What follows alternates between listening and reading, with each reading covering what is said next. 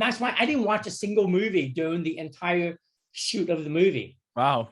I wanted, yeah, I wanted it to see parts of myself, parts of my life, and that's what I want you guys to see. Yeah. Hello and welcome to a special edition of the Movie Podcast. My name is Daniel, and joining alongside me today is Anthony. Hello, Anthony. Hello. Super excited to be here. I can't wait to kind of share our special guests because this one is a big one for me. Or for us. This is the thing. Like we're so giddy about this one.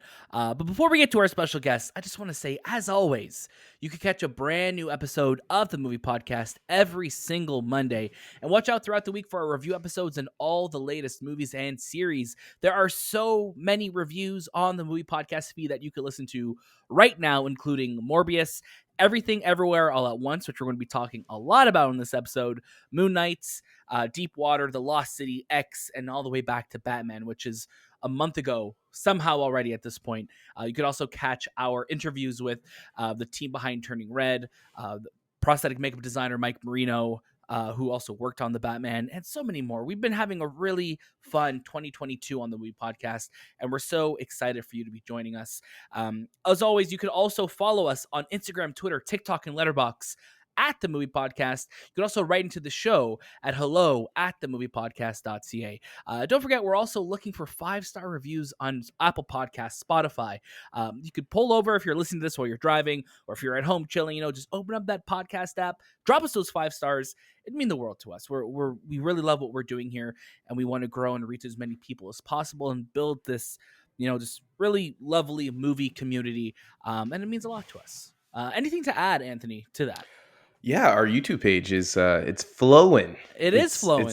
We're getting those subscribers. I'm super excited to see these numbers rise as the days and the weeks and the months go by. So it's nice to see people are listening, and we're connecting with new audience as well. And yeah, it's just this will also be on YouTube, so you can see our lovely faces. You may be listening to it or watching it on YouTube right now. So yeah, so I'm just hit subscribe. Subscribe right at the bottom. There you go. And our merchandise. Oh, yes. Our merchandise. So, yes, we did launch our exclusive official line of the Movie Podcast merch, which you could get now. Thank you to our friends at Bonfire for working on it with us. The link for all of that is in the description below. We have our link to our Bonfire site where you could purchase. Anywhere in the world, they will ship it to you. And we've been really lucky as well, too, because with returns or exchanges, Bonfire is great with that. We really wanted to have a partner for our merchandise that would be great to work with and is very open to communication. So they have been. And we love our shirts. Anthony's wearing one right now. I've been wearing mine nonstop the last couple weeks. And this has been a long time coming. And this has been something that a lot of people have been asking for. And it's great that it's finally out there. So thank you to everyone who has purchased shirts already. If you're thinking of purchasing one down the road, don't forget, you could use the promo code MOVIE to get 10% off your order. It's not even just your first order. If you want to buy a bunch of shirts and you want to keep coming back and buying shirts, use the promo code MOVIE. You'll get 10% off. And it goes to keeping the lights and the mics on here at the Movie Podcast. So it means a lot to us. So thank you for doing that.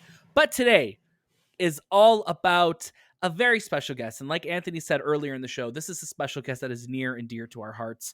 Joining us on the Movie Podcast today is an actor that you'll know from movies like The Goonies, Indiana Jones and the Temple of Doom, and he is also starring in what is sure to be one of our favorite films of the year, Everything Everywhere All at Once. We're so excited to welcome Ke Huy Quan to the show today. So we're going to get to our interview very, very soon. I can't get over how amazing of a human being he is and how kind he is and how humble he is. You're going to hear in our interview. So without further ado, let's jump into our interview with Ke Huy Quan. Hi, Ke. I'm Daniel. And I'm Anthony. Thank you so much for sharing your time with us today. How's your day going? Oh, it's great. Thank you for having me. Oh, well, it's our honor. And I just want to say, of course, we loved Everything Everywhere All at Once, and it has not left our minds since we watched it. How did you get involved with the film, and how did the Daniels begin to even explain this movie to you? Well, it was really interesting because, as you know, I stepped away from acting for many, many years, over 2 decades, to be exact. And I was content doing that until 2018, when a little movie called The Crazy Rich Asians came out. Yes. And I watched it in the theaters, and I cried every time I saw it, because not only because it was a great story with amazing characters, but also I had serious FOMO. I wanted to be up on the screen with my fellow Asian actors. Right. And that was when the idea of getting back to acting started taking place. And I called up an Asian friend of mine, asked him if he wanted to represent me. This is after decades without an agent. Wow. He said yes. And literally 2 weeks later, I got a call about this project. Wow. And I was amazed. And I read the script. I loved it. I loved it because I don't remember when the last time I read a script that featured a Chinese family with amazing characters. And I fell in love with it, and I wanted this role so bad. And I went into audition for the Daniels. Thought I did a really good job. Left there and didn't hear from them for 2 months. Oh my gosh. And so any hope of me landing this role was completely gone. Then I got a second call. I went and auditioned for them the second time. Again, thought I did really well. Walked out and saw another Asian actor waiting in the lobby to read for the same role. And I mean, he was just like taller, better looking. He was in a suit. He looked like he walked out of a GQ magazine. Right. And I was so disappointed. I went home, called my agent, and I said, man, I tried so hard, but I don't think I'm gonna get it. And 3 weeks later, I got that call, and it was one of the happiest calls I've ever gotten in my life. Oh my gosh. And I was so thrilled. And when and then I met with the Daniels. They told me about what the vision is for this, and even when I read the script, I understood it. They gave me a note. They said, make sure you watch Swiss Army Man first before you read the script, so you can understand the sensibilities and stuff. And I got it. It was such a heartfelt, crazy, outrageous, wild, original story. And I was very curious to see how they would realize the words on the page onto the screen. Right. And to be on set and witness that was really amazing. I think, listen, like you looked pretty dashing in this film too when you were wearing a suit. So that looks straight out of a GQ magazine as well. So we've got to say that. Yeah. Oh, thank you. Well, it's really funny too, because for many years I worked for Wong Kar-wai. And the Daniels are big fans of Wong Kar-wai, and you can see we do homages to him in this movie, in the movie star universe. So for all those years I was in Hong Kong working for Wong Kar-wai, I was behind the camera watching Tony Leung do his things in front of the camera. Yeah. And never in my wildest dream did I think I would get that chance to step in front of the camera and pay homage to one of my favorite filmmakers of all time. So that was really wonderful.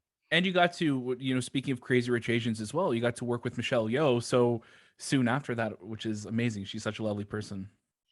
She is. She did her first movie in 1984. I also did my first movie in 1984. So we both started in the same business. Yeah. But just in different parts of the world. And I waited 38 years to unite with her on screen. And it was certainly a dream come true for me. That's amazing. Wow. What was it like watching your movie on the screen? Like, what was it like seeing, this film that first film coming back for a very long time, and then seeing yourself on the screen and then actually experiencing this cinema? Because this is the first time for us, this was the first movie we've experienced something like this before. So I want to know your take. Like, how did you feel coming out of it? I remember the very first time I watched myself up on the screen. It was at the Man Chinese Theater when we premiered Indiana Jones and the Temple of Doom. I was not allowed to watch any footage while we were making that movie. Oh, wow. So the very first time I saw it was up on that screen. It was at our premiere, fully edited with sound and music. And that moment I remember distinctly because that was when I fell in love with movie making. It was also when I fell in love with acting. And I stepped away for so long. I was really nervous when we debuted our movie at South by Southwest. Yep. And watching it, seeing myself up on the big screen was really incredible. I was very emotional because this was what I wanted to do for a long, long time, but I didn't get the opportunity. Right. So to be able to see myself up there was great. I mean, I feel like that's where I belong. When I remember when I stepped in front of the camera for the first time after all these years, I was so happy. Yeah. There was a sense of familiarity. Right. All those memories, all those wonderful memories that I had when I was a kid came rushing back. Right. And I'm so grateful to the Daniels for giving me this amazing opportunity, for gifting me this moment. I mean, I have no idea how I got here. Honestly, I'm still processing all of this. And I mean, honestly, I was really nervous because I didn't know how the audience would react. Would they embrace my return, or would they think I suck, haven't done it for so long. I was really nervous, but so to hear and read all these wonderful comments from everybody, from the audience, has just been so heartwarming, and it brought tears to my eyes many times. I have to say, you're the reason I went to go watch this film, because I haven't seen you act for so long, and I'm like, where did he go? Where is he? I want to see him for the first time in so long. You're the one who actually brought me to watch this movie, and I just want to let you know that. And you did an amazing job. Thank you. I really appreciate that. That means so much to me. Thank you.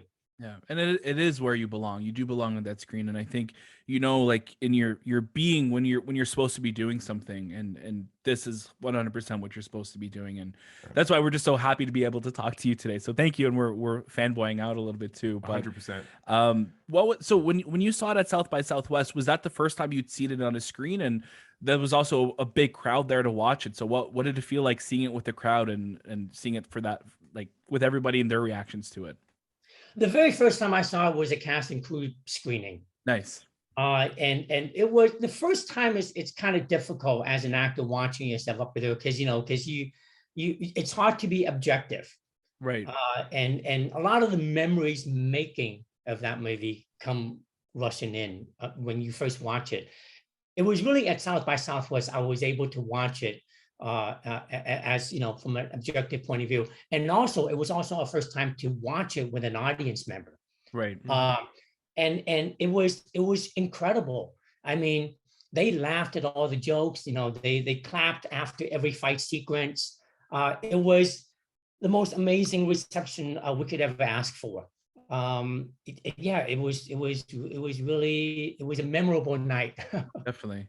And you play a bunch of different multiversal versions of yourself in this movie.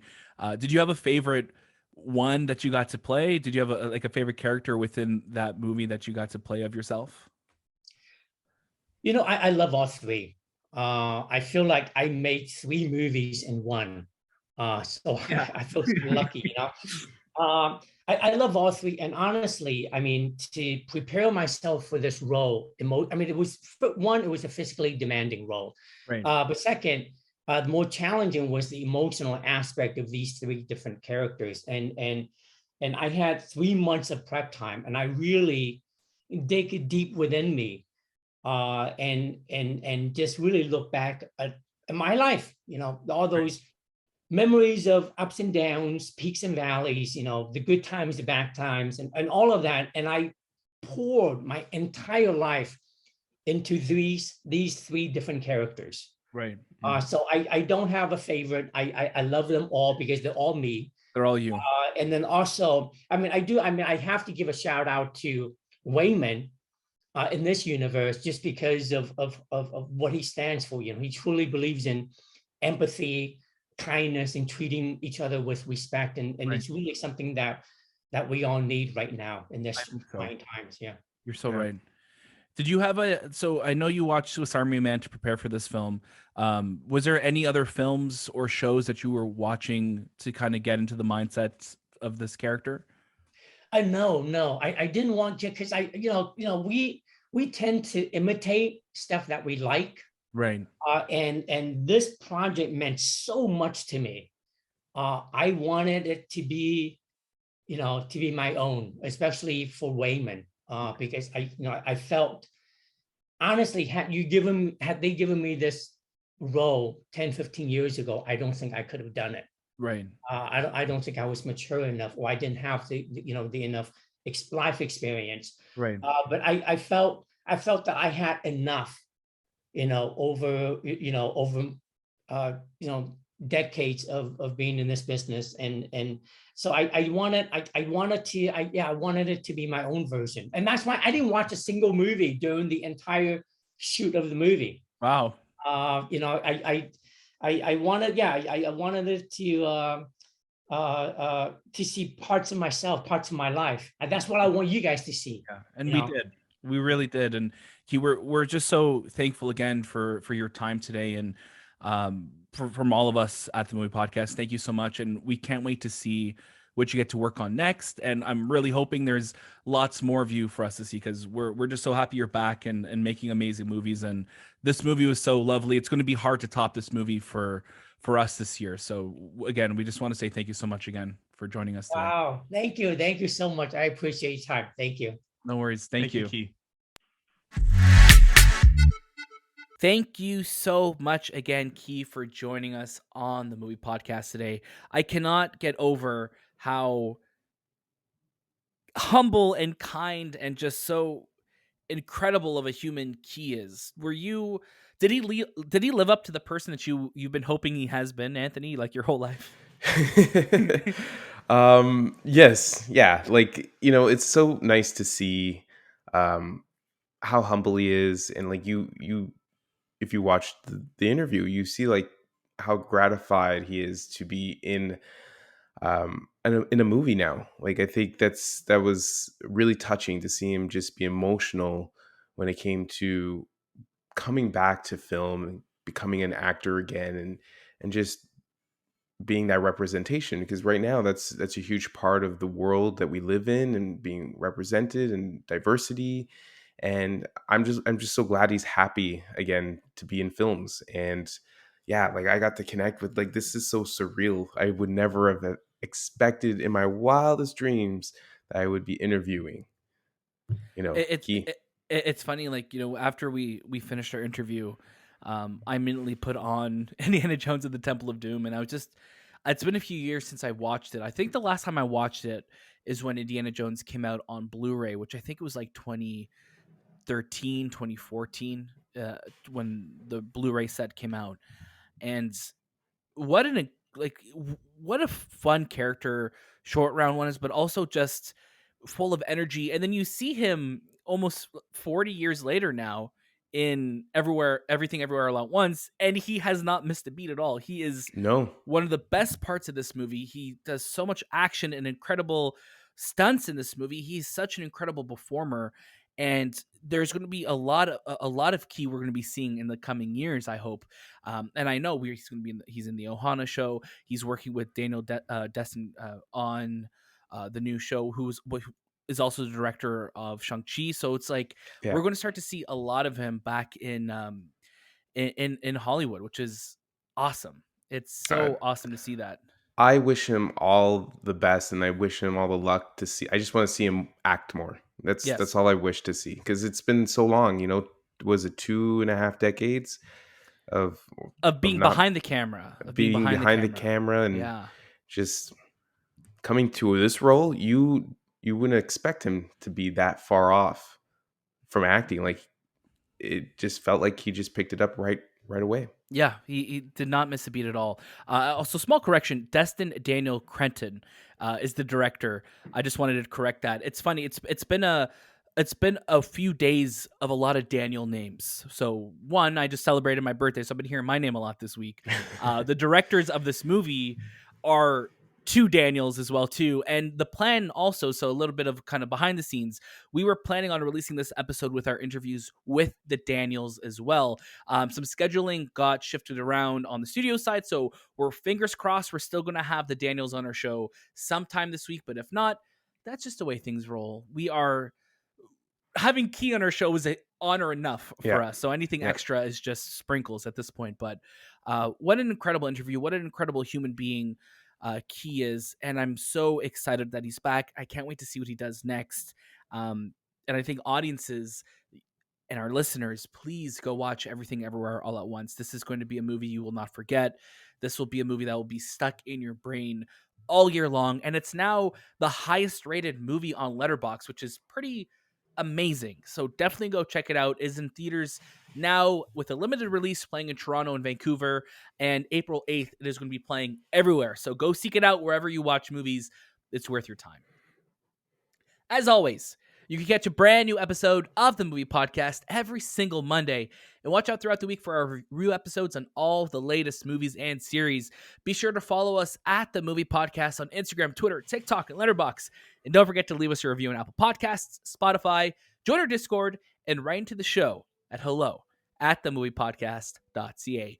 Thank you so much to our friends at Elevation for hooking us up with our interview with Key today. That was this time with The Movie Podcast, and we'll see you next.